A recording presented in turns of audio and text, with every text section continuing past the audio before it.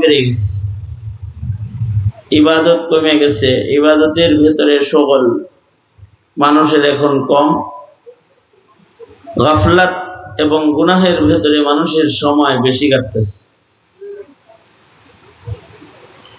আগের যুগের মানুষ অনেক লম্বা লম্বা ইবাদত করত,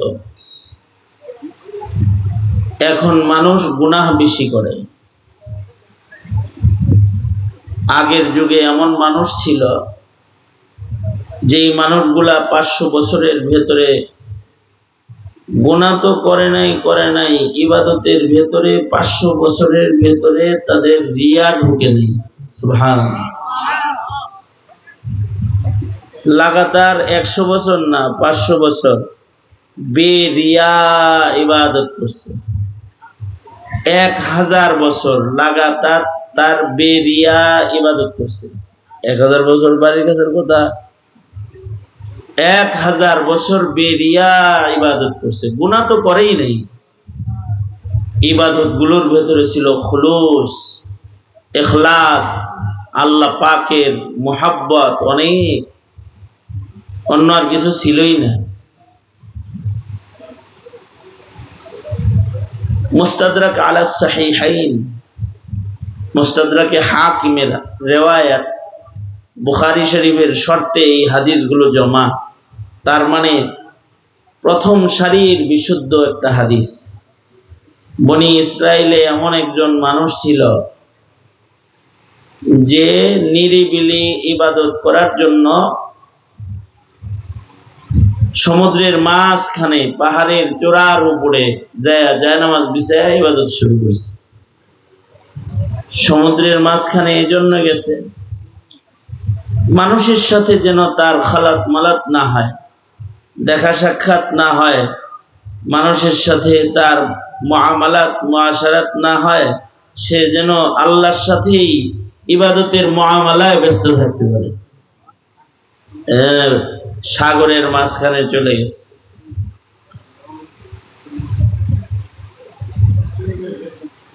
এই সাগরের মাঝখানে পাহাড়ের চূড়ায় ইবাদত করতেছে। তার ইবাদতে আল্লাহ তাআলা এত খুশি হয়েছে, তার যেন খাওয়ানোর চিন্তা করণ না লাগে, সে যেন নিশ্চিন্ত মনে খাইতে পারে আর ইবাদত করতে পারে। এজন্য আল্লাহ তাআলা তার মাথার কাছে কুদরতি ভাবে একটা আনার গাছ দাঁড় করায় দিচ্ছে। এখান থেকে পাকা পাকা আনার নিচে পড়ে, সে খায়। আর আনার গুলাও এমন আনার যেটা খাইলে পরে ক্ষুধা মিটা যায়। যেমন জমজমের পানি খাইলে পরে শুধু পিপাসা নিবারণ হয় না, ক্ষুধাও নিবারণ হয়।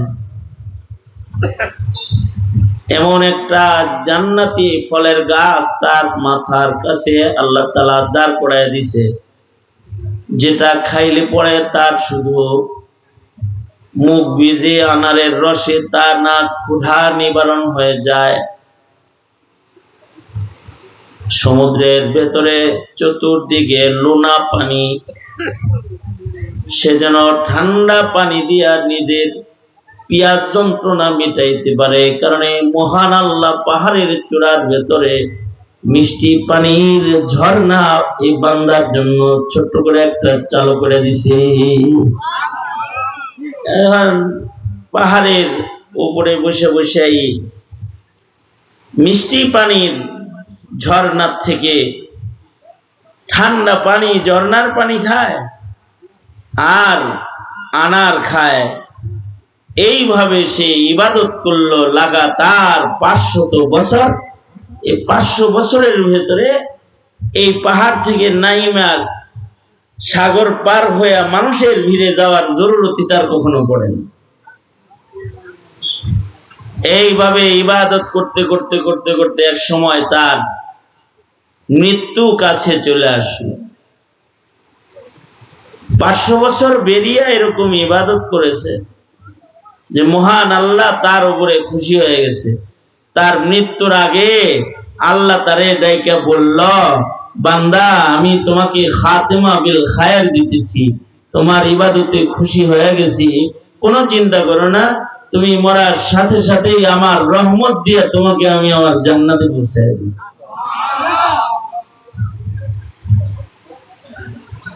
তার মানে একটা মানুষের কত লম্বা সময় আগে ইবাদত করছে, যে ইবাদতের কারণে সে আল্লাহর কাছ থেকে 500 বছর কুদরতি ভাবে ঠান্ডা পানি ও খাবারের ইন্তজাম তার জন্য করেছেন স্বয়ং। কতটা খুশি হইলে মহান আল্লাহ তার জন্যই কুদরতি ইন্তজাম করেন। আগের যুগের মানুষের ইবাদত এরকম অনেক বেশি, তারা ইবাদত বেশি করত, তাদের জীবনে গুনাহ কম, ইবাদত বেশি।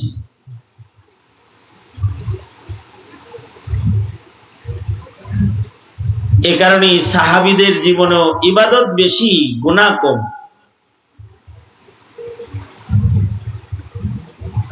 কারণ সাহাবীরা নবীর যুগের কাছাকাছি, আর আমরা কিয়ামতের কাছাকাছি।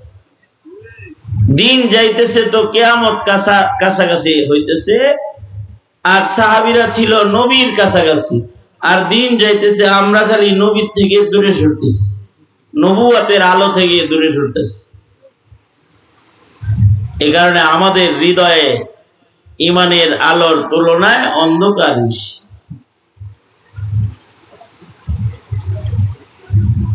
হাকিম তিরমিজি রহমাতুল্লাহি আলাইহি অনেক বড় মুহাদ্দিস ছিলেন, হাফিজুল হাদিস ছিলেন, লক্ষ লক্ষ হাদিস মুখস্থ ছিল।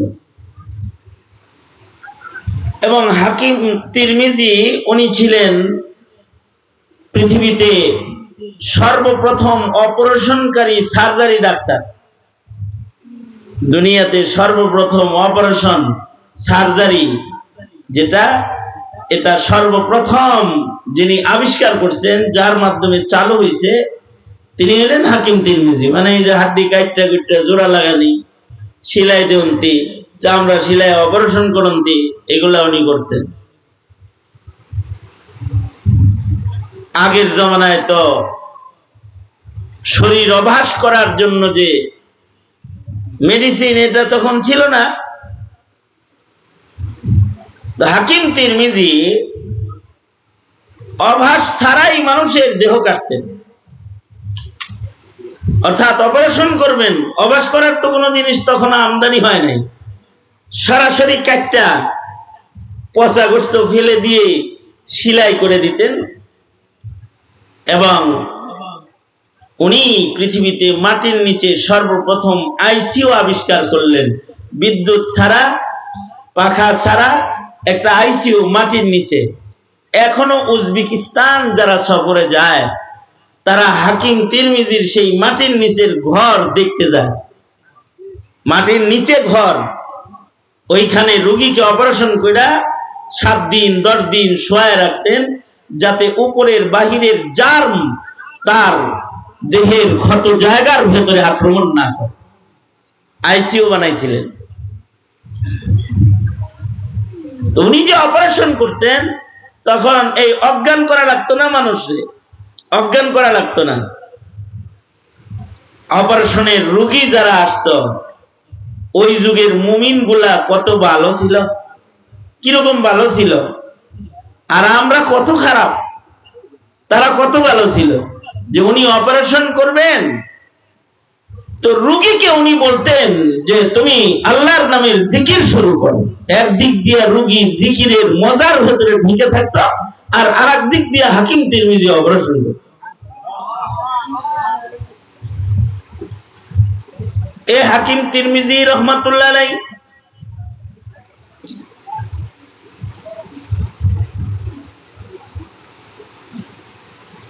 একদিন ওযু করতেছেন, ওযু মিসওয়াক করতেছেন, আর বৈশা ওযু বানাইতেছেন, মিসওয়াক করার সময় যে বৈশা রইছেন, ওই সময় ওনার মাথার ভেতরে বিভিন্ন কল্পনা জাগা দিছে, কল্পনার জগতে ডুইকা পড়ছে, কল্পনা করতেছে হায় রে। তখন কিন্তু উনি বয়োবৃদ্ধ, ওনার দাড়ি চুল পাইকে গেছে, বুড়া হয়ে গেছে, আর উনি কল্পনা করতেছে জোয়ান বয়সে একটা মহিলা যে আমারে প্রেম প্রস্তাব দিছিল, মানে উনি যখন যুবক, ওনার পেছনের দিনের কথা ওনার স্মরণ করছে, বুড়া বয়সে স্মরণ করছে পিছনের দিনের কথা, যখন ওনার দাড়ি চুল পেকে সাদা হয়ে গেছে, ওযু বানাইতেছি বুড়া বয়সে, মিসওয়াক করতেছে, ওই সময় যৌবনের একটা ঘটনা স্মরণ করছে যে এক মহিলা ওনাকে প্রেম প্রস্তাব দিয়েছিল। উনি তখন নওজোয়ান যুবক, হাকিম তিরমিজি তখন নওজোয়ান যুবক, ডাক্তার মানুষ ছিলেন। ওনার ভক্তের অভাব নাই। এই তোরা কথা বস, কারা কারা জানে, কেটা কেটা কথা কয় এনে, যারা যারা কথা বলবি, মোবাইল চালাবি, সিধা উঠে এখান থেকে চলে যা, আমার শ্রোতা লাগে না বেশি, মনে মনে রাগ হইতেছে। দেখছ কি ব্যবহারটা করলো মৌলানা, মাঝে মাঝে এরকম খারাপ ব্যবহার করতে হবে মাহফিলে। ওই যে আমি বললাম না যে 500 বছর আগের যুগের মানুষ বেরিয়া ইবাদত করছে, আর হে আধা ঘন্টা একটু নিরিবিলি ওয়াজ শুনবে, এটা পারেন কান্না ধরে উঠে দেওয়া দরকার না। হ্যাঁ কথার কথা, এতটুকুন সময় খালওয়াত কেন হয় না, একাগ্রতা কেন আসে না? কিছু সময় তো একাগ্রতার সাথে ইবাদত করার লাগে। ইবাদতে খুশু খুজু ও মনোযোগ হইলে ওই ইবাদতটা ওজনদার হয়। হাকিম তিরমিজি যেহেতু ডাক্তার মানুষ ছিলেন, অপারেশনকারী ছিলেন, রোগী দেখতেন, এলাকার এক সুন্দরী মহিলা এই হাকিম তিরমিজির এসকে পড়ে গেছে, প্রেমে পড়ে গেছে। ডাক্তারদের কাছে তো মহিলা রোগীরাও যায়, এই প্রেমে পড়া এই রোগীর বেশে, প্রেম রোগীর বেশে হাকিম তিরমিজির চেম্বারে ঢুকছে। চেম্বারে ঢুইকা হাকিম সাহেবকে বলতেছে, হাকিম সাহেব আমার এমন একটা জটিল রোগ আছে যেটা সবার সামনে বলা যাবে না, রোগী যারা আসছে এদের সবাই বাইর করে দেন, একটু গোপনে কোন লাগবে। হাকিম সাহেব সরল মানুষ, হাকিম তিরমিজি রোগী যারা আছে সবাই বাইর করে দিয়ে ঘরটাকে খালি করে দিছে, হেরে কথা বলবে লেগে। এই বেটি কথা না কয়ে ডাইরেক্ট উঠে যায় আগে দরজা বন্ধ করছে। দরজা বন্ধ করে আইসা হাকিম তিরমিজির সামনে আইসা নিজের চেহারার নেকাব সরাইয়া দিয়ে কয়, দেখেন এক নজর আমার একটু চাইয়া পছন্দ হয়নি, আমি কিন্তু আই লাভ ইউ, আমি কিন্তু আপনারে ভালোবাসি, আপনাকে ছাড়া কিন্তু আমি বাঁচবো না, আমি আপনার প্রেমে পড়ে গেছি, প্রস্তাব দিয়ে ফেলাইছে। হাকিম তিরমিজি উনি তো চিৎকার দিছে, এ ইন্নালিল্লাহ ইন্নালিল্লাহ, ঘরের ভিতরে শয়তান ঢুকেছে। আর ঘরের বাইরে যত রোগী ছিল এরা সব আইছে, কাছাকাছি আয়া পড়ছে, দরজার কাছে আসছে, উনি যে দরজা খুলে দিছে। মহিলাও বলতেছে, চিল্লাইতেছে, শয়তান ঢুকছে, শয়তান ঢুকছে। মানুষ এই দুজনের ভক্ত হয়ে গেছে। হায় রে, দুজন তো বুঝুন করে শয়তান তারায় দুজনে রোগী দেহা বাদ দিয়া। হাকিম তিরমিজি মহিলাকে বললেন, যাও তোমার যাও বেরিয়ে যাও, তোমার চিকিৎসা শেষ, যাও যাও বেরো বেরো। অর্থাৎ হাকিম তিরমিজি এই মহিলার দোষটাকেও গোপন করে দিছে, যাতে ভবিষ্যতে এই মহিলার ক্ষতি না হয়। মেয়েটা চলে গেছি, বুড়া বয়সে যখন হাকিম তিরমিজি বুড়া হয়ে গেছে, চুল দাড়ি পাইকে গেছে, ওযু বানাইতেছে আর মিসওয়াক করতেছে আর কল্পনা করতেছে কি লেগে যে সিলিন্ডার দিছিলাম, সিলিন্ডার না দিয়ে যদি তার লগে প্রেম আবদারটা গ্রহণ করে আলাইতাম, তাহলে তো আর একটা বউ পেয়ে যেতাম। দেখতে তো সুন্দরী ছিল, এগুলা কল্পনার ভিতরে আনতেছে। বুজুর্গ মানুষ আল্লাহওয়ালা ছিলেন, যখনই কল্পনা এসেছে সাথে সাথে আস্তাগফিরুল্লাহ আস্তাগফিরুল্লাহ ইস্তিগফার করে কল্পনার ভেতর থেকে সাথে সাথে বাইরে হয়ে গেছে। বাইরে হয়ে গেছে, কিন্তু ওনার ভেতরে চিন্তা রোগ আসছে, হায় রে, জোয়ান যখন ছিলাম তখন ইমানটা পোক্তা ছিল, বুড়া বয়সে ইমানটা দুর্বল হয়েছে আমার। এই বুড়া বয়সে গুনার কল্পনা করি, তাহলে তো জুয়ান বয়সে মরলে ভালো ইমান নিয়ে মরতে পারতাম। এখন দেখি বুড়া বয়সে ইমানের অবনতি হয়েছে। মহান আল্লাহর কাছে কেমনে আমি মুখ দেখাবো?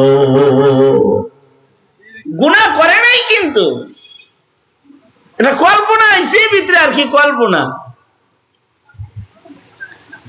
আল্লাহ পাকের ফয়সালা ছিল এক সময় সাহাবায়ে, আমরা পাইতে গেছি সাহাবায়ে কেরামের জন্য। আল্লাহ পাকের ফয়সালা ছিল, আল্লাহর পছন্দ হলো যে বান্দা গুনাহ তো করবে না, করবে নাই, গুনার কল্পনাও করবে না, এটা আল্লাহর পছন্দ। আল্লাহর পছন্দ কি? যে আমরা গুনাহ তো করব না, করব নাই, গুনার কল্পনাটাও আমরা করব না। এই আমাদের ঈমানের এই রংটা আল্লাহর পছন্দ। সুবহানাল্লাহ বলেন। গুনাহ করুম না, গুনার কল্পনাও করুম না।